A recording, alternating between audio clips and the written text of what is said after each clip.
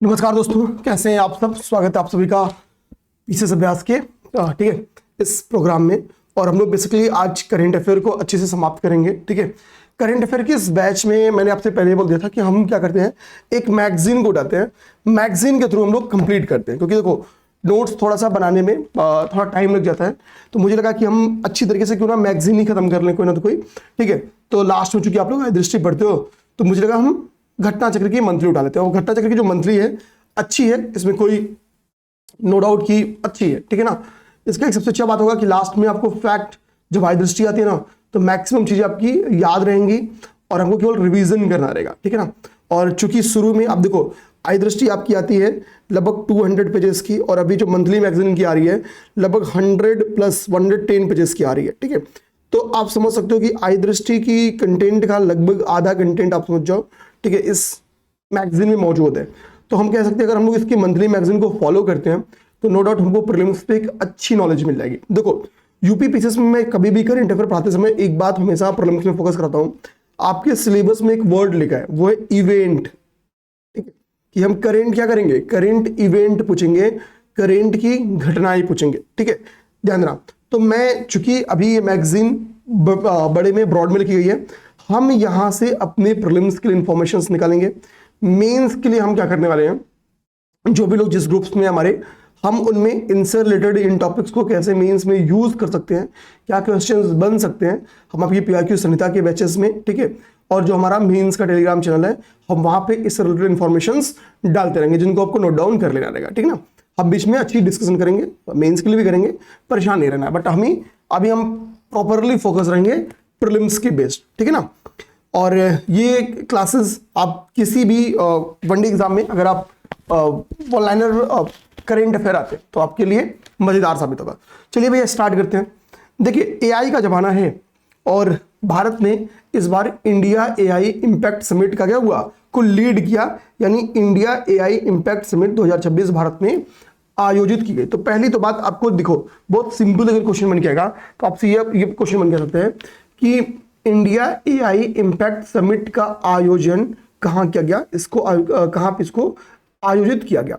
अब देखो उद्देश्य क्या होगा, हम जब एआई, देखो भाई हम एआई से, देखो नवीन तकनीक से हम कभी भाग नहीं सकते हैं। ठीक है, तो अगर उसके जो निगेटिव इंपैक्ट है हम उनको रिड्यूस कर सके और जो सकारात्मक उसके प्रभाव है उसको हम बढ़ा सके, तो हमारे लिए क्या होगा, हमारे लिए ये बहुत अच्छी, बहुत सकारात्मक बात बन के आएगी। तो हमारा उद्देश्य था क्यों ना हम एआई को पब्लिक वेलफेयर यानी जन कल्याण के अकॉर्डिंग बना सके, इंक्लूसिव डेवलपमेंट के अकॉर्डिंग बना सके, यानी समावेशी विकास को बढ़ावा दे। ऐसा ना हो कि जो सक्षम है उन तक एआई का पहुंच सुनिश्चित हो और उनका विकास हो, तो हम इसको इंक्लूसिव डेवलपमेंट कर सके। रिस्पॉन्सिबल गवर्नेंस यानी उत्तरदायी शासन को बढ़ावा दे सके। इसकी मल्टी लैंग्वेज जो एक्सेस है यानी बहुभाषी पहुंच जो है उसको बढ़ावा दे सके। ग्लोबल कोऑपरेशन यानी जो वैश्विक सहयोग है, किसी भी, देखो जब हम बात किसी बड़े मंच की करते हैं तो एक बात होती है ग्लोबल कोऑपरेशन की, क्योंकि इसके बिना कुछ होना नहीं है। ठीक है, तो वैश्विक सहयोग को इस मुद्दे पे बढ़ावा मिल सके ताकि थ्रेट्स को कम किया सके। ठीक है, चुनौतियों को क्या किया सके, कम किया सके। अब देखो क्योंकि एक बड़ा समिट था और भारत में आयोजन हुआ, विश्व के बहुत बड़े उद्योगपति भारत में आते हैं, कई सारे अतिथि के तौर पे बहुत से राष्ट्राध्यक्ष और शासनाध्यक्ष भारत आते हैं। तो इसका आयोजन कब हुआ ना, आप याद करो। देखो ऐसे कुछ आपको लगभग पेपर तक आते आते लगभग 10-12 फैक्ट्स याद करने हैं जो महत्वपूर्ण आयोजन हुए। ठीक है ना। तो एक आप यहां पे कहीं नोट डाउन करना, इसका आयोजन कब हुआ, 16 से 21 फरवरी, कब 16 to 21 फेब तक इसका आयोजन हुआ। तो पहला तो आपके फैक्ट कितनी बार घटनाक्रम को क्या करता है, अरेंज करने के लिए यूपी पीसीएस देता है। तो आपको डेट इसका नोट करना होगा। ठीक है, अच्छा अब हम लोग इसकी बात करें, इसका आयोजन हुआ कहां, तो भाई भारत मंडपम बनाया गया है। मैं एक बात हमेशा आपसे कहता हूं कि देखो जब हम प्री का फैक्ट पढ़ेंगे ना तो कम से कम 200 ऐसे फैक्ट पढ़ेंगे कि फलाने का आयोजन कहां हुआ, ढिमाके का आयोजन कहां हुआ। अब इन 100 आयोजनों में से लगभग 75 प्लस आयोजन आपका कहां हुआ रहेगा, भारत मंडपम दिल्ली में। क्लियर बात समझना, एक एक चीज मेरी बात पे फोकस करेंगे तो याद कम करना पड़ेगा। तो जब 75 प्लस का आयोजन जो होने वाला है यानी जो ऑर्गेनाइज्ड होगा वो कहाँ होगा, वो भारत मंडपम न्यू दिल्ली में होगा। मींस क्या है कि हम केवल उन्हीं फैक्ट्स को याद करें जो भारत मंडपम दिल्ली में आयोजित नहीं हुए। हमने उन फैक्ट्स को तैयार किया जो फैक्ट हमको नहीं आते, मतलब वो भारत मंडपम नई दिल्ली में हुए। बात समझ गए? बट रीडिंग कर लीजिए यहाँ पे, तो भारत मंडपम नई दिल्ली में इसका आयोजन किया गया। ठीक है, किसके द्वारा, कौन इसको आयोजन करता कौन था, कौन सी मिनिस्ट्री ने इसको, इस पूरे आयोजन को में सहयोग किया? तो इलेक्ट्रॉनिक एंड सूचना प्रौद्योगिकी मंत्रालय। ठीक है, इलेक्ट्रॉनिक्स एंड सूचना, ठीक है, प्रौद्योगिकी यानी आईटी मिनिस्ट्री ने इसको लीड किया। ठीक है, इनके सहयोग से ये पूरा कार्यक्रम क्या हुआ, संचालित हो सका। तो हमने 3 फैक्ट देखा, कहाँ आयोजित किया गया, कब आयोजित किया गया, और ये जो मिशन है, ठीक है, इस मिशन को एआई इंडिया मिशन के तहत क्या है, आपकी इलेक्ट्रॉनिक एवं सूचना प्रौद्योगिकी मंत्रालय के द्वारा आयोजित किया गया था। ठीक है, ऑर्गेनाइज किया गया था। हमने इन 3 फैक्ट को ध्यान दिया। अब देखो, जब कोई बड़ा आयोजन होता है तो देखो कुछ चीजें होती है, उसके कुछ स्लोगन्स होते हैं, कुछ हो सकता है कभी कभी क्या होता है कि उस पर कुछ देखो किन चीज, कभी कभी कुछ स्लोगन्स होते हैं, कुछ मुख्य थीम होती है। ठीक है, सेंटर्ड थीम्स कुछ होती हैं, कितनी बार कुछ लोगो जारी करता है, तो उस लोगो में कौन कौन सी चीजें मेंशन है, उन चीजों को हमको ध्यान देना होता है। देखो जैसे इसका जो मुख्य विषय है आप याद कर जाओ, हमको क्या करना है, याद कर जाओ कि हमको इसका मुख्य विषय याद करना है। ठीक है, क्या है, सर्वजन हिताय सर्वजन सुखाय, इसका क्या है, इसका मुख्य थीम है। मैंने जब आपको ऊपर बताया तो मैंने ऊपर ही क्या बोला कि भाई इसका उद्देश्य बेसिकली क्या है, पब्लिक वेलफेयर को बढ़ावा देना। ठीक है, इंक्लूसिव ग्रोथ को बढ़ावा देना। तो जब हम लोग बात करते हैं इंक्लूसिव ग्रोथ की, जब लोग बात करते हैं पब्लिक वेलफेयर की, तो ये क्या कहता है, ये कहता है सर्वजन हिताय सर्वजन सुखाय। ठीक है, सर्वजन हिताय सर्वजन सुखाय, ये थीम है। तो हमको क्या करना है, अब आप एक डायरी बनाओ, ऐसे सामान्यतया ऐसी एक डायरी बनाना। ठीक है, डायरी में एक पेजेस, देखो कैसे हमको स्मार्ट काम करना है, और ये आपको आने वाले 2 महीने में एक अच्छी डायरी बन जाएगी। यहां पर लिखना है महत्वपूर्ण आयोजन, महत्वपूर्ण आयोजन, आप इंग्लिश में लिख देना। ठीक है, महत्वपूर्ण आयोजन, एक कॉलम, यहां डेट लिख लो। हम सभी का डेट नहीं याद करेंगे, लेकिन जो बहुत, जिसको मैं बताऊंगा कि जिनका डेट याद करना जरूरी है, उनका डेट यहां मेंशन कर जाओ। ठीक है, यहां पे लिख जाओ। ठीक है, आयोजन करता यानी किस मंत्रालय या किस संस्थान के सहयोग से उसको जारी किया गया। ठीक है, यहां पे, और ये एक पॉइंट बता दो, बना जाओ यहाँ पे थीम, ऐसे लिख दो, THEME, थीम हो गया। ठीक है, एटलीस्ट इतनी बातों को आपको नोट डाउन करना है। ठीक है ना, ऐसे लगभग 20 फैक्ट हमारे 25 फैक्ट बन जाएंगे यहां से आने वाले 3-4 महीनों में। ठीक है ना, तो ऐसे एक चार्ट बना लो आप लोग, ये इसी को कहते हैं हम लोग शॉर्ट नोट्स। ठीक है, करंट अफेयर कैसे शॉर्ट नोट दिखाएंगे। तो हमने क्या किया, एक मुख्य थीम याद करें, मुख्य थीम क्या हुआ, सर्वजन हिताय सर्वजन सुखाय। अब देखो मैं सीधा प्रीलिम्स के उन फैक्ट्स को फोकस करूंगा जहां पे आपको फोकस होना है। तो यहां पे कह रहा है कि भारत ने इस शिखर सम्मेलन में 3 बुनियादी स्तंभों के आधार पर प्रस्तुत किया। बेसिकली क्या है, कह रहा है कि ये पूरा सम्मेलन के 3 पिलर्स थे। बेसिकली जो 3 क्या है, 3 मेजर पिलर्स थे, और वो 3 पिलर्स क्या हैं, तो वो है P3। उन पिलर्स का नाम क्या है मेरे भाई, उन पिलर्स का नाम है P3। ऐसे आपको दिमाग रखना है। P3 मतलब, पहले P का मतलब पेपल, दूसरे का प्लेनेट, तीसरे का प्रोग्रेस। पीपल, प्लेनेट, प्रोग्रेस, इन 3 सूत्रों के बेस पे, इन 3 पिलर्स के बेस पे इस पूरे एआई इंपैक्ट समिट का आयोजन किया गया, यानी जन, पृथ्वी और प्रगति के आधार पे। तो ये हमको 3 जो बुनियादी स्तंभ थे, 3 सूत्र थे, उनको हमको दिमाग रखना है P3 के नाम से। ठीक है ना, एक फ्लेक्स। अब देखो यहां आपको बता रहे हैं कि इसके पहले जो ऐसे एआई समिट्स का आयोजन किया गया, 2023 का जो यूके में हुआ था, 24 का जो सियोल में हुआ था, 25 का जो पेरिस में हुआ था, ठीक है, और 26 का भारत में। तो एक तो दिमाग में रखना है हमको क्या, ठीक है, एक तो क्या दिमाग में रखना है कि भाई 2025 का भारत के पहले ये जो समिट हुआ था, कहां हुआ था, एआई समिट, वो पेरिस में हुआ था। कहां हुआ था, वो पेरिस में हुआ था। ठीक है, अब देखो जो 23 का समिट था, ठीक है, वो सिक्योरिटी सेंट्रिक था। देखो उसमें जो मेन बातें थी वो क्या था कि एआई से क्या है, बहुत से ऐसे थ्रेट्स आ रहे हैं, खतरे आ रहे हैं, उनसे हमको सिक्योरिटी कैसे मिलेगी, उस पर फोकस करना था। ठीक है, यानी एआई से जो खतरे आ रहे हैं और उसकी सुरक्षा। ठीक है, ये थीम थी, ये सेंटर था 2023 के सम्मेलन का। सियोल में जो सम्मेलन हुआ था वो बेसिकली उसका था एथिक्स और इंक्लूसिव, ये इसका सेंटर टॉपिक था सियोल वाले का। पेरिस में वो था तो उसकी, ठीक है, आर्थिक प्रतिस्पर्धा एक सेंटर थीम था, हम लोग से फोकस था। लेकिन जब भारत में होता है तो निवेश, ठीक है, ज्यादा लोगों की भागीदारी, इसको हम लोग कहते हैं डेमोक्रेसी। इसको क्या कहते हैं, इसको कहते हैं डेमोक्रेसी। ठीक है, अब देखो आगे क्या कह रहा है कि और इसका एआई का व्यवहारिक उपयोग पर अधिक जोर दिया गया। तो जब भारत में होता है तो इसकी क्लियर बात 2026 में जो भारत में हुआ तो हमारा मेन फोकस क्या बना कि कैसे इस सेक्टर में, एआई सेक्टर में इन्वेस्टमेंट को बढ़ावा दिया जाए, ठीक है, कैसे इसको डेमोक्रेटिक बनाया जा सके, इसको लोकतांत्रिक बना सके, ताकि लोगों की इसमें भागीदारी सुनिश्चित हो सके, ये इंक्लूसिव ग्रोथ को बढ़ावा दे सके और व्यवहारिक उपयोग के को फोकस्ड हो, पब्लिक वेलफेयर के बेस्ड हो। ठीक है, ध्यान रखना। तो ये दिखा रहा है बेसिकली कि जो इसके पहले में, तो कल को आपको मैच दी कॉलम मिल सकता है। ठीक है, मैच दी कॉलम क्या दिख रहा है कि एआई शिखर सम्मेलन 2023, 24, 25, 26 कहां कहां आयोजित हुआ, उसको मैच दी कॉलम में लगाने के लिए। तो यहां पे मैं ऐसे लिख देता हूं एक क्वेश्चन MTQ, यानी ये क्वेश्चन आपका बन क्या सकता है मैच दी कॉलम में। यहां पे एक तरफ ईयर देगा, एआई समिट का ईयर देगा, और यहां पे कंट्री का नाम देगा, देश का नाम देगा, और आपको क्या देगा कि मैच दी कॉलम में मैच करा दो। आपने फोकस नहीं किया होगा, अगर किया होगा अपने से, लेकिन देखिए मैंने आपको यहां पे क्लियर बताया कि भाई किस नेचर के बेस्ड क्वेश्चन बन के आ सकता है। दूसरी चीज क्लियर हो गई। आगे देखो, इस एआई इंपैक्ट समिट में एक लोगो बना था। ठीक है, लोगो में क्या था, एआई इंपैक्ट समिट लिखा था। ठीक है, यहां पे ध्यान देना। ठीक है, अब यहां देखो जो थीम था, उस थीम का नाम लिखा था। हमको बेसिकली फोकस क्या करना है, ये देखो यहां पे अशोक चक्र दिख रहा होगा आपको।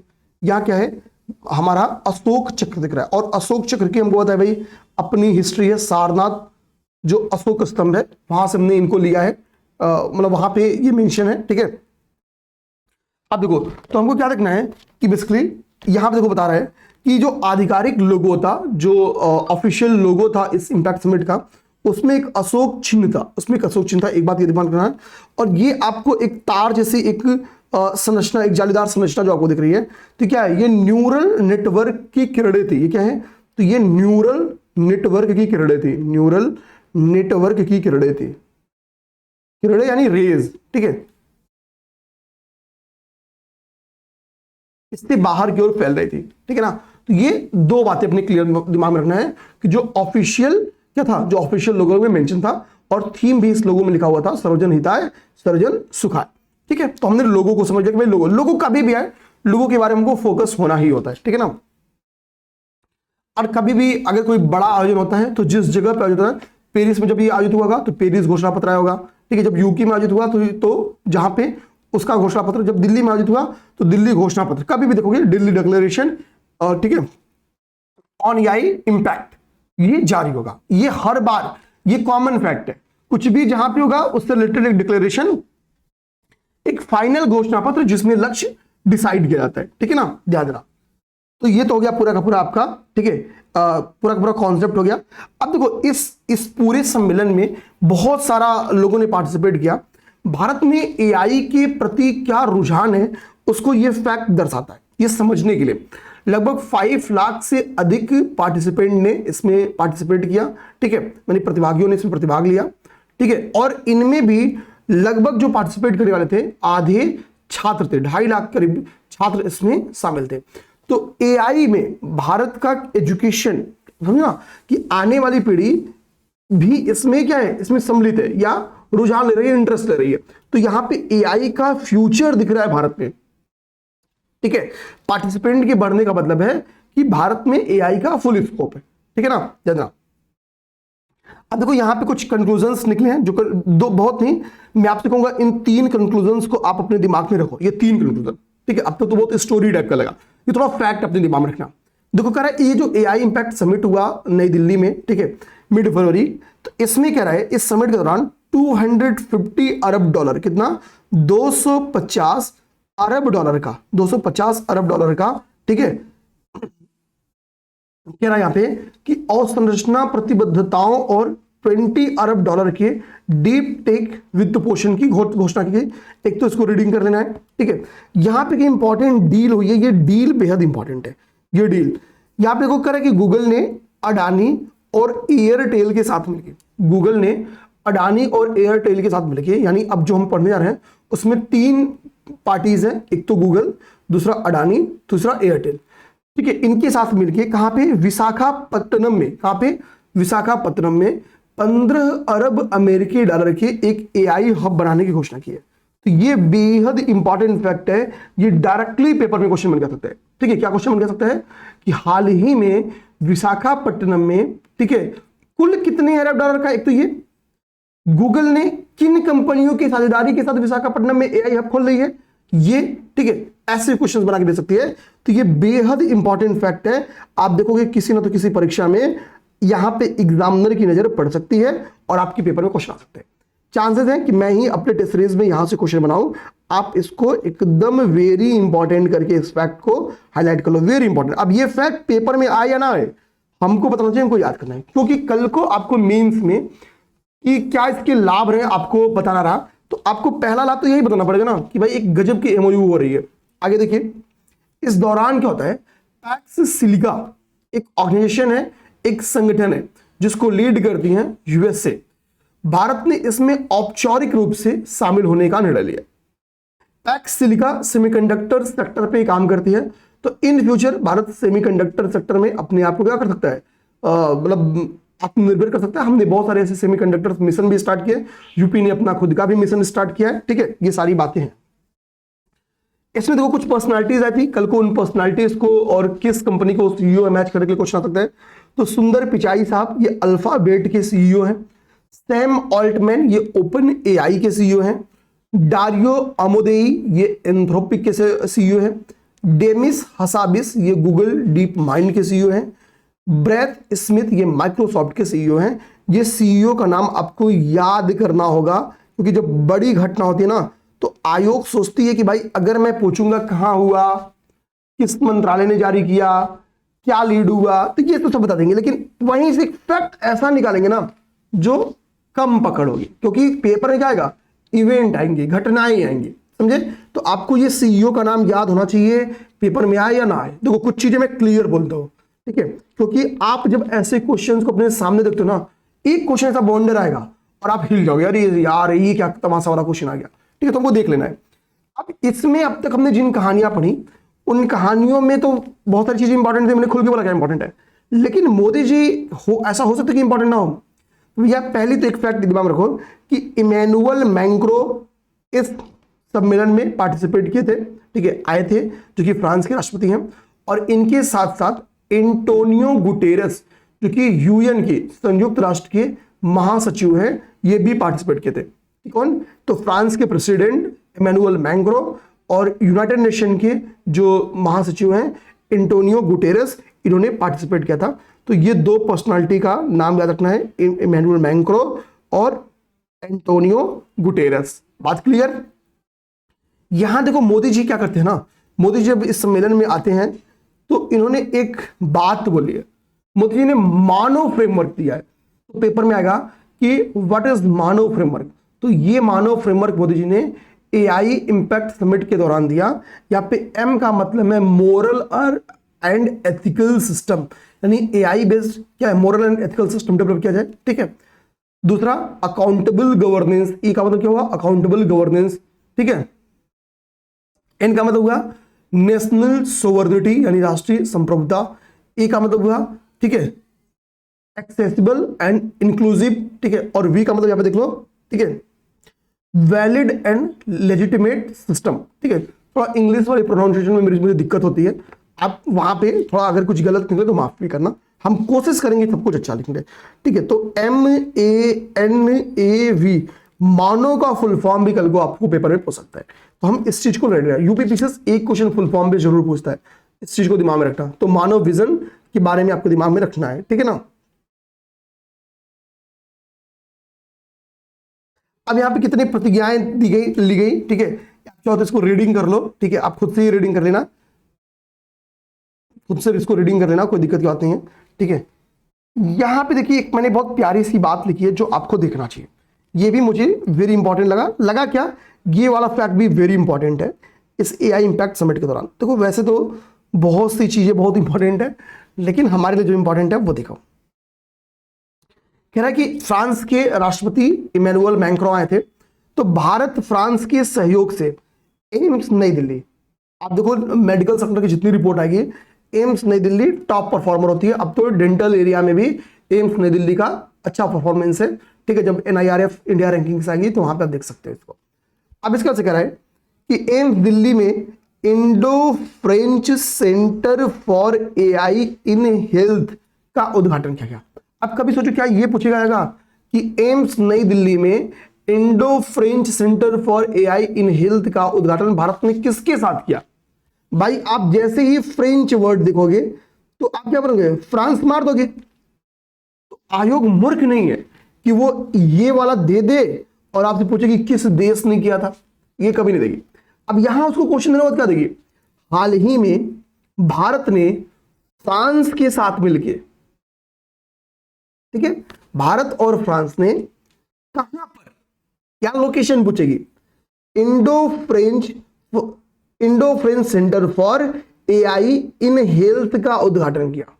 अब यहां पे हेल्थ वर्ड देख के आप नई दिल्ली फोकस होना, क्योंकि हेल्थ सेक्टर में न्यू दिल्ली का कोई तोड़ नहीं। और वैसे भी भाई आयोजन कहां हो रहा है, भारत मंडपम में। और हेल्थ सेक्टर का अगर नई दिल्ली में सबसे बड़ी बात की जाए तो कौन है, वो है एम्स। तो याद करना होगा। अब एम्स के साथ कोई और यहां पे रहता ना एम्स की जगह पे, तो फैक्ट ये बहुत इंपॉर्टेंट बन जाता, बहुत इंपॉर्टेंट बन जाता। मतलब कोई और बड़ी संख्या पे एम्स, इसकी जगह एम्स पटना होता तो और इंपॉर्टेंट बन जाता, ठीक है। क्योंकि एम्स नई दिल्ली तो आंख मूंद के 100 में से 90 लोग यही टिक मारेंगे, लेकिन जिसको नहीं भी याद रखता वो भी, ठीक है। तो ध्यान रखना, हम ऐसे बता रहा हूं आपको कि कैसे हम इंपॉर्टेंट एरियाज को समझ भी सकते हैं कि क्या इंपॉर्टेंट है। आगे देखिए कह रहे हैं यहां पे कि जो ये इंडो फ्रांच, ये हो सकता है ना पूरा, ये पूरा नाम ना लिखिए, IFCAIS लिख दे। तो IF यानी इंडो फ्रेंच, ठीक है, centre for AI in health, ये जो इमैनुअल मैक्रोन जी थे उन्होंने उद्घाटन किया, लेकिन मोदी जी के साथ नहीं, किसके साथ, JP नड्डा जी के साथ। क्यों, क्या ये स्वास्थ्य मंत्री हैं, ठीक है, ध्यान रहा। तो ये इसी के लिए फैक्ट मुझे सबसे इंपॉर्टेंट लगा, क्योंकि सबको लगे भाई ये तो मोदी जी होंगे, मोदी जी के अलावा कोई और हो ही नहीं सकता है। देखो, तो ये जो Indo French centre for AI in health इस दौरान जारी किया गया, उद्घाटन किया गया, कहां पे, न्यू दिल्ली एम्स में। तो वो JP नड्डा जी थे, JP नड्डा जी ने किसके साथ, इमैनुअल मैक्रो के साथ मिलकर उद्घाटन किया, इमैनुअल मैक्रो के साथ मिलकर उद्घाटन किया। आइए भैया यहां पे एक ये इंपॉर्टेंट फैक्ट, बेहद इंपॉर्टेंट फैक्ट यहां पे है। एक एक फैक्ट मैं रटवाने की कोशिश करूंगा आपसे, ठीक है, ध्यान देना। इंपॉर्टेंट फैक्ट क्या कह रहा है, कह रहा है कि नाइलाइट और आंध्र प्रदेश गवर्नमेंट, नाइलाइट और आंध्र प्रदेश गवर्नमेंट के बीच में एक MOU साइन हुआ है। और वो MOU क्या कहता है, वो कहता है कि आंध्र प्रदेश की कैपिटल होता है अमरावती है, अमरावती, ठीक है। अमरावती में, ठीक है, भारत के पहले समर्पित क्वांटम एवं AI विश्वविद्यालय यानी यूनिवर्सिटी परिषद कैंपस का स्थापना करेंगे। तो यानी अभी आंध्र प्रदेश गवर्नमेंट और नाइलाइट ने एक MOU साइन किया, और वो उस MOU के तहत आंध्र प्रदेश गवर्नमेंट क्या करेगी, अपने यहां अमरावती में, ठीक है, अपने यहां अमरावती में क्या करेगी, एक यूनिवर्सिटी कैंपस, किसका, quantum and AI university campus का उद्घाटन करेगी, जो भारत का पहला AI एंड क्वांटम को समर्पित यूनिवर्सिटी कैंपस होगा, भारत का पहला। ऐसे में ये भारत का पहला है, बेहद इंपॉर्टेंट है। अब देखो, हमने इतने फैक्ट्स को देखे, मैंने ऊपर आपको बताया भाई कि किन किन चीजों पे फोकस रखना है, ठीक है, मैंने यहां आपको बताया कि क्या क्या चीजें इंपॉर्टेंट है। अब जिन चीजों को बोला ना भाई, वो आप जरूर तैयार करना। आपका मन करे इसके अलावा भी कुछ आपको तैयार करना है तो आप तैयार कर लेना, ठीक है, बट जितना मैं बोला हूं उतना आप जरूर देख लेना है। अब यहाँ पे दो छोटे छोटे फैक्ट्स हैं जिनको आप पढ़ लेना।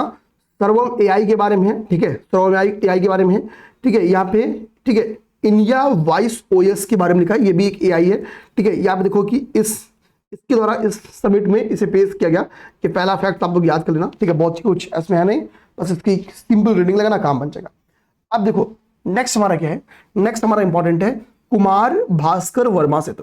देखो भाई, पहली बात तो ये सेतु, एक यहाँ पे पर्सनालिटी का नाम लिखा है कुमार भास्कर वर्मा, तो एक तो क्वेश्चन बन के आ सकता है कि भाई कि कुमार भास्कर वर्मा कौन थे, इनके ऊपर क्वेश्चन सकते हैं।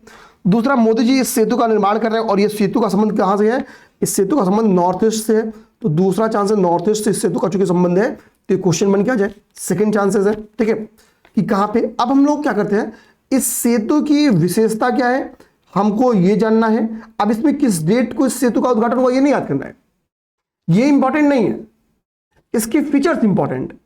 और ये पर्सनालिटी भाई कौन थे जिनके नाम पे रखा गया? तो सबसे पहले हम कुमार भास्कर वर्मन जी के बारे में पढ़ेंगे। ठीक है, देखिए वर्मन नाम ही बता रहा है कि वर्मन डायनेस्टी से, असम में बेसिकली इस वर्मन डायनेस्टी की न्यू थी। कह रहा कि कुमार भास्कर वर्मन प्राचीन कामरूप राज्य के वर्मन राजवंश के शासक थे। ठीक है, ये वर्मन डायनेस्टी के शासक हुआ करते थे, वर्मन डायनेस्टी के शासक थे। और इनका जो कार्यकाल था जिस समय ये राजा थे, तो 600 से 650 सालों तक, लगभग 50 ईयर्स तक इन्होंने क्या किया? ठीक है, कामरूप राज्य में शासन किया। ठीक है, इनके राज्य का नाम था कामरूप, इनके राज्य का नाम था कामरूप, यहां पे इन्होंने शासन किया।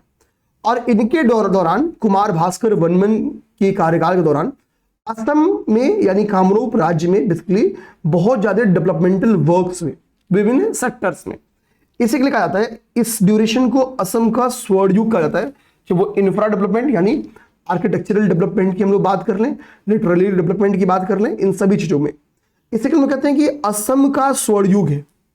कौन सा काल? तो क्वेश्चन में कह सकते हैं निम्नलिखित में से किसकी काल को हम लोग असम का गोल्डन ईरा कहते हैं? किसके पीरियड को हम लोग असम का गोल्डन ईरा कहते हैं? तो आंसर आएगा आपका कुमार भास्कर वर्मन, कुमार भास्कर वर्मन। अब देखो कब इन्होंने शासन किया? लगभग 600 से 650। अब देखिए आगे कहा जाता है कि जो असमिया कैलेंडर, जो असम का अपना लोकल कैलेंडर है जिसको हम लोग असमिया कैलेंडर कहते हैं, ठीक है, ठीक है,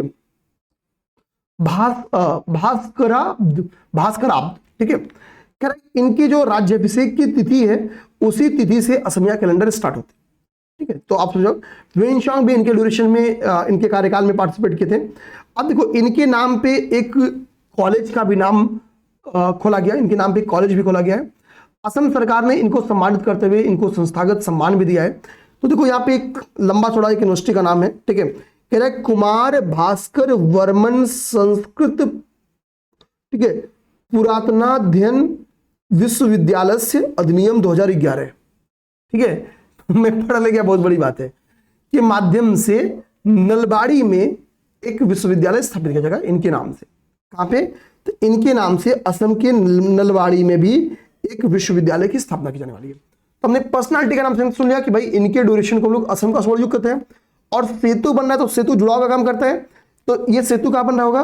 तो ये क्लियर है, इस ये सेतु आपका बन रहा होगा, ठीक है, ये सेतु आपका बन रहा होगा कहां पे? असम में, असम में। और किस नदी पे बना है? देखो यहां पे क्लियर लिखा है, ठीक है, कि प्रधानमंत्री ने ब्रह्मपुत्रा पर बने कुमार भास्कर वर्मा सेतु का उद्घाटन किया। अब यहाँ एक ट्रेडिशनल, जितने भी खास तौर पे जो प्रीलिम्स के टेस्ट सीरीज बैच में है, सबसे मैं ये नोट्स में देखूंगा, ठीक है, ध्यान देना। हैशटैग, अब आपको मैं एक होमवर्क दे रहा हूं, आपको रिवर तैयार करना है। जितने भी लोग सीरियसली पे पेपर प्री देख रहे हैं उनको रिवर्स तैयार करना है। रिवर में कुछ होमवर्क नहीं दूंगा, बहुत सिंपल होमवर्क, केवल आपको एक रिवर का एक पेज बनाना जिसमें 2-3 पेजेस पंच करके एक अलग नोट रख लेना, या कहीं डायरी में 2-3 पेज के लिए स्पेस छोड़ देना। उसमें पहला हम लोग करंट अफेयर देखो तैयार करते हैं, ठीक है, ट्रेडिशनल नॉलेज, ब्रह्मपुत्र, हम क्या करेंगे? ब्रह्मपुत्र। अब ब्रह्मपुत्र को क्या करनी है? ऐसे एक आपको मैप बनाना है ब्रह्मपुत्र का, ठीक है। अब ये ब्रह्मपुत्र है, आप बताओगे कि इस जगह पे ब्रह्मपुत्र को किस नाम से जानते हैं, यहाँ किस नाम, कहाँ ब्रह्मपुत्र नाम जानते हैं, ये सब पूरा, यानी ब्रह्मपुत्र का जो नाम वाला पोर्शन है उसको क्लियर करोगे, कब किस नाम से जानते हैं ब्रह्मपुत्र की, ठीक है। लेफ्ट एंड राइट जो ट्रिब्यूटरीज हैं यानी जो सहायक नदियां हैं उनका नाम, ठीक है। ब्रह्मपुत्र के ऊपर चाइना एक डैम बना रहा है, ठीक है। अगर आप चाहो तो उस डैम को के बारे में पढ़ सकते हो, अब नहीं पढ़ना चाहो तो छोड़ो, कोई दिक्कत नहीं है, बट आप इनकी ट्रिब्यूटरीज को जरूर पढ़ेंगे, ठीक है ना, ये सारा काम करेंगे। तो यानी ब्रह्मपुत्र आपका होमवर्क हो गया। आप बोलोगे सर इसको कैसे तैयार करें, किस बुक से तैयार करें? तो रिवर्स किसी बुक से अच्छी नहीं तैयार होंगे, रिवर्स सबसे अच्छा तैयार होगा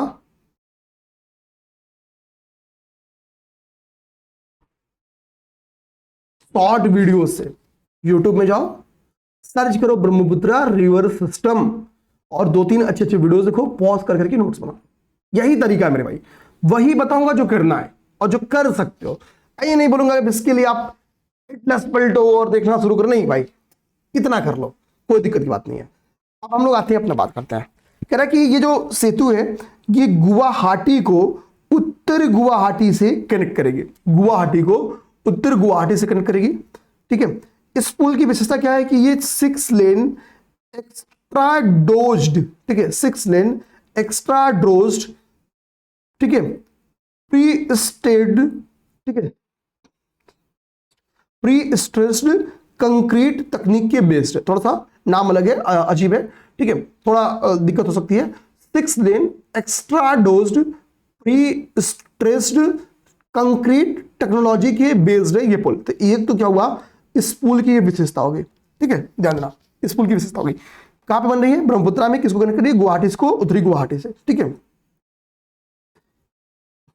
कितनी किलोमीटर लंबाई है, ठीक है, क्या ध्यान देना, ठीक है, इसकी लंबाई के बारे में बात कर रहा है। तो कह रहा है 1.24 किलोमीटर, ठीक है, 1.24 किलोमीटर। देखो एकदम क्लियर चीज है, ठीक है। एक तो ये याद कर लो,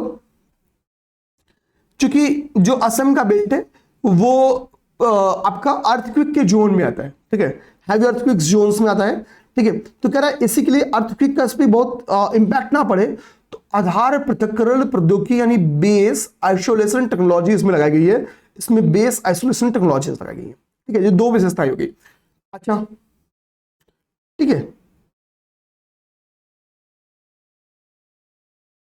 अब यहाँ पे एक इंपॉर्टेंट बात और बोल रही कि इसी दौरान मोदी जी मतलब असम गए थे, चूंकि चुनावी दौर है, ठीक है। तो कह रहा है कि असम के अमीन गांव में, यहाँ पे देखो एक फैक्ट है, यहाँ पे एक एक्स्ट्रा फैक्ट यहाँ पे लिखा है, एक्स्ट्रा फैक्ट, ठीक है, जो कि सेतु से रिलेटेड नहीं है। कह रहा है असम के अमीन गांव में, ठीक है, कामरूप जिले में, मतलब ये अमीन गांव पड़ता है। कह रहा है कि पूर्वोत्तर क्षेत्र का राष्ट्रीय data centre, national data centre for north east region का उद्घाटन किया, ठीक है। क्वेश्चन आ सकता है कि national data centre for north east region का हाल ही में मोदी जी ने कहां उद्घाटन किया, तो असम की कामरूप जिला में, एग्जैक्ट नाम अमीन गांव में, एग्जैक्ट नाम अमीन गांव में, एग्जैक्ट नाम अमीन गांव में। तो ये भी एक इंपॉर्टेंट फैक्ट बन सकता है, ठीक है, जो कि सेतु से हटके एक बीच में कनेक्टिंग फैक्ट लिखा था, ठीक है ना। हमने इस फैक्ट को देख लिया। यहां पे मोदी जी जाते हैं तो आईआईएम गुवाहाटी का भी उद्घाटन करते हैं, ठीक है। रिसेंट में जो आईआईएम बना है वो आईआईएम गुवाहाटी ही है, ठीक है। अच्छा, यहाँ पे पीएम ई बस सर्विसेज, कल को हमको क्लाइमेट चेंज के ऊपर क्वेश्चन है, क्लाइमेट चेंज के ऊपर क्वेश्चन है मेंस में। तो क्लाइमेट चेंज को लेकर तो गवर्नमेंट ने खैर बहुत सारे एफर्ट्स लिए, आज ही की क्लास में लोग देख लेंगे। तो इसमें गवर्नमेंट ने पीएम ई बस योजना लॉन्च किया। क्या, पीएम ई बस योजना लॉन्च की है, बस दिमाग में रखना, पीएम ई बस योजना, और कुछ नहीं, कितना बस वगैरह नहीं, आप असम पीसेस नहीं दे रहे हो, ठीक है ना, आपका काम खत्म। नेक्स्ट देखो, नेक्स्ट में देखो इतना फैक्ट ना, बट मैं आपको 3 ही 4 फैक्ट याद कराऊंगा और कुछ नहीं। जैसे नेशनल एजुकेशन पॉलिसी आई, हेल्थ पॉलिसी आई, तो इसी तरीके से इलेक्ट्रिसिटी पॉलिसी आई। क्योंकि देखो भाई, पॉपुलेशन हमारी बढ़ रही है, जनसंख्या बढ़ रही है, तो सिंपल सी बात है, इलेक्ट्रिसिटी का डिमांड बढ़ेगा। डिमांड को मैनेज करने के लिए क्या करना होगा, सप्लाई बढ़ाना होगा। सप्लाई बढ़ाने के लिए क्या करना होगा भाई, स्टोरेज को बढ़ाना होगा, भंडारण क्षमता बढ़ाना होगा, ठीक है। और स्टोरेज को बढ़ावा देने के लिए क्या करना होगा कि एनर्जी का डाइवर्सिफिकेशन करना होगा, यानी रिन्यूएबल एनर्जी को फोकस कराना होगा लोगों को कि भैया आप रिन्यूएबल। इसी के लिए हमने क्या किया, इसलिए हमने एक प्रोजेक्ट स्टार्ट किया, वो था solar rooftop project. Solar rooftop project हमने स्टार्ट किया, रूफटॉप प्रोजेक्ट स्टार्ट किया। तो सोलर रूफटॉप प्रोजेक्ट क्यों स्टार्ट किया, इसी उद्देश्य से स्टार्ट किया भाई, हर घर में सोलर एनर्जी आ जाए, अपना खुद की एनर्जी जनरेट कर ले। यार यहाँ पे हम यहाँ पे देखेंगे गवर्नमेंट क्या करेगी, रिन्यूएबल एनर्जी को फोकस करेगी, ठीक है, रिन्यूएबल एनर्जी को फोकस करेगी। हम इसमें नाम मात्र की बातों को आपको याद कराएंगे। देखो इसके पहले जो हमारे पास राष्ट्रीय विद्युत नीति थी वो 2005 थी। इसके पहले वर्ष 2005 में इसकी यानी नेशनल इलेक्ट्रिसिटी पॉलिसी बन के आई थी, और अब इसी 2005 की पॉलिसी को 2026 की पॉलिसी क्या कर रही है, रिप्लेस करेगी। 2026 की पॉलिसी रिप्लेस करेगी। इस मसौदा, देखो ये क्या है, ये एक मसौदा है। तो गवर्नमेंट ने इसमें क्या किया, बहुत से टारगेट अपना सेट किया है। क्या किया है, गवर्नमेंट ने टारगेट सेट किया है। और गवर्नमेंट अपने टारगेट सेट में देखो किन किन चीजों का ध्यान रखिए, तो आप इन फैक्ट्स को पहले ध्यान देना। तो गवर्नमेंट कह रही भैया 2030 के लिए हमारा एक अलग प्लान है, और 2047 के लिए जब हम स्वर्ण युग मना रहे होंगे, मतलब शतक हम लोग जो अपना मना रहे होंगे आजादी का, तब हमारा कुछ अलग प्लान है। गवर्नमेंट क्या कह रहा है कि भाई कि 2000 kWh प्रति व्यक्ति खपत का लक्ष्य हम इतना रखेंगे भाई, कि इतना एटलीस्ट एक व्यक्ति औसतन ऊर्जा खपत कर सके। हम इतनी ऊर्जा तो जनरेट करेंगे ही और प्रोवाइड भी करेंगे। ठीक है, कितना 2000 kWh। ठीक है, अब kWh तो सिंपल है, अब इसको ठीक है हाँ, और इसको कह रहा है कि हम बढ़ा के 2047 तक कितनी कर देंगे 4000। तो 30 तक कितना 2000, 47 तक कितना 4000, 30 तक 2, 47 तक 4, जस्ट डबल करें, 30 के बाद 47 तक डबल कर देना। ठीक है, ध्यान रखना। तो यहां पे खपत पर कैपिटा खपत कितनी होगी, प्रति व्यक्ति खपत कितना होगा, इसका लक्ष्य हमने निर्धारित किया। तो जब हमने खपत का लक्ष्य निर्धारित किया तो अर्निंग का लक्ष्य यानी स्टोरेज पावर जनरेट का भी हमने टारगेट को सेट करेंगे, तभी तो बनेगा। गवर्नमेंट कह रही है कि भाई क्योंकि देखो हमने क्लाइमेट चेंज को लेके बहुत सारी अंतरराष्ट्रीय ट्रीटीज की हैं, हम मेंबर्स हैं, हम उसको भी दिमाग में रखेंगे, यानी जो जलवायु प्रतिबद्धताएं हैं, जो हमारे अनाउंसमेंट्स हैं, उनको भी हम दिमाग में रखेंगे। ठीक है, तो गवर्नमेंट ने कहा भाई जो 2030 तक टेम्परेचर को 2005 के स्तर की तुलना में क्या करना था, 45% कम इमिशन करना था, हम उस लक्ष्य को भी प्राप्त करेंगे। और 2070 तक नेट जीरो हमारा टारगेट है, हम उसको भी प्राप्त करेंगे। हम इस जलवायु प्रतिबद्धता अर्थात क्लाइमेट अनाउंसमेंट जो हमारा है, हम इसको ध्यान में रखते हुए अपनी इलेक्ट्रिसिटी पॉलिसी बनाएंगे। मतलब हम कोशिश करेंगे कि जो इलेक्ट्रिसिटी जनरेट हो वो रिन्यूएबल एनर्जी से हो। इसके लिए गवर्नमेंट ने यहाँ पे बहुत सारी सब्सिडीज योजना और फलना डिब्बा की यहाँ पे बात की गई है। आप सीधा फोकस करो, छोड़ो इन चीजों को। एक फैक्ट बस यहाँ पे दिमाग में आपको रखना है, ये फैक्ट मैंने पहले भी आपको तैयार किया है कि परमाणु ऊर्जा न्यूक्लियर एनर्जी हमको होता है कि रिन्यूएबल एनर्जी का एग्जांपल है। ठीक है, हमारा उद्देश्य कि हम 2047 तक कितना जनरेट करेंगे, 100 गीगावाट न्यूक्लियर एनर्जी जनरेट करने का हमारा उद्देश्य। कितना 100 गीगावाट, कितना 100 गीगावाट। इन फैक्ट्स को बस दिमाग में रखो, बाकी चीजें आप भूल जाओ, बाकी चीजें मैं आपको बाद में कर दूंगा। ठीक है, चलो नेक्स्ट आ जाओ भाई। नेक्स्ट हमारा बायो फार्मा शक्ति। तो पहले देखो भाई, नाम से ही बायो फार्मा वर्ड दिख रहा है, यहाँ पे क्या दिख रहा है, बायो फार्मा। तो ये तो क्लियर हो गया। यहाँ पे शक्ति लिखा है, शक्ति का फुल फॉर्म आपसे पेपर में आ सकता है, उसके पहले कुछ फैक्ट्स आप दिमाग में, चलो शक्ति का फुल फॉर्म पहले देख लो आप लोग। ठीक है, यहाँ पे देखो लिख रहा है शक्ति का फुल फॉर्म, कह रहा है कि बायो फार्मा शक्ति का फुल फॉर्म है स्ट्रेटेजी फॉर हेल्थ केयर। याद करना कि नोट डाउन कर जाओ, वहां भी मैंने मानव बताया, यहां शक्ति बताया। Strategy for health care advancement through knowledge technologies and innovation, ये शक्ति का फुल फॉर्म, ये है शक्ति का फुल फॉर्म। यानी शक्ति का फुल फॉर्म में क्या है कि भाई strategy for health care advancement through knowledge technologies and innovation, स्वास्थ्य उन्नयन हेतु ज्ञान प्रौद्योगिकी नवाचार आधारित रणनीति। ठीक है, ये फुल फॉर्म हो गया। तो हमने पहले फुल फॉर्म देख लिया। इसकी चर्चा आपकी बजट 2026-27 में की थी। कब की गई थी, तो बजट 26-27 में की गई है। कितने करोड़ का परिव्यय डिसाइड किया गया, तो 10,000 करोड़ का परिव्यय डिसाइड किया गया, 10,000 करोड़ रुपए। हमारा उद्देश्य है कि हम जो इसको मतलब जारी करने का बेसिकली उद्देश्य है, यहाँ पे उद्देश्य नीचे भी लिखा है, तो हम लोग देख लेंगे, नीचे उद्देश्य देख लेंगे। ठीक है, उसमें कोई दिक्कत की बात नहीं है। यहाँ कहीं उद्देश्य क्लियर लिखा होगा, नहीं लिखा होगा तो मैं बता दूंगा। चलो नहीं लिखा तो यहीं देख लो। ठीक है, तो उद्देश्य क्या कह रहा है कि जो फार्मास्यूटिकल मार्केट है उसमें भारत की हिस्सेदारी कितना करना, 5% करना। कितना, फार्मास्यूटिकल मार्केट में भारत की हिस्सेदारी कितना करना, 5% करना लक्ष्य है। फार्मास्यूटिकल मार्केट में भारत की हिस्सेदारी को 5% करने का लक्ष्य हमने रखा है। ठीक है ना, ध्यान रखना। ठीक है, बेसिकली इसका उद्देश्य क्या है कि जो बायोलॉजिक्स है यानी जो जैव औषधियां हैं और जो बायोसिमिलर्स हैं यानी जो जेनेटिक मेडिसिन होते हैं उनकी कॉपीज जो है, ठीक है, उन पर उनके उत्पादन पे और उनके पूरे इकोसिस्टम, उनके वितरण पे भी क्या हो, भारत की एक अच्छी पकड़ बन सके। यानी फार्मास्यूटिकल्स में भारत अग्रणी बन सके, महंगी दवाओं का हमको निर्माण हम कर सके, हमारी आयात निर्भरता यानी जो इंपोर्ट हम कर रहे हैं वो हमारा कम हो सके, ताकि हमारी मार्केट में जो पहुंच है वो बढ़ सके। इसमें एक प्यारी सी बात देखो मेरे भाई ये बनी गई है, इसमें बोला गया कि हम 3 नए निपर यानी राष्ट्रीय औषधीय शिक्षा एवं अनुसंधान संस्थान स्थापित करेंगे। 7 ऑलरेडी निपर्स हैं जिसको हम लोग क्या करना है, उन्नयन करना है। 3 नए बनाएंगे, यानी टोटल कितने हो जाएंगे, तो टोटल 10 हो जाएंगे। 3 नए बन रहे हैं, 7 पहले से, जिनको हम लोग क्या करना है, उन्नयन करना है जिनका। ठीक है, इसमें क्लिनिकल रिसर्च सेंटर्स की बात बोली गई है। देखो यहाँ पे क्लिनिकल ट्रायल सेंटर्स की बात बोली गई है। बोला गया कि हम 1000 से अधिक क्या करेंगे, क्लिनिकल ट्रायल सेंटर्स भी बनाएंगे। कितना? 1000 से अधिक क्लिनिकल ट्रायल सेंटर्स बनाएंगे। और इसी से मर्ज कर दिया गया आपका क्या? राष्ट्रीय biopharma mission innovation in India, I3 mission को भी इसी से मर्ज कर दिया गया। ऊपर वाला जो आपका बायोफार्मा शक्ति है उसी से मर्ज कर दिया गया।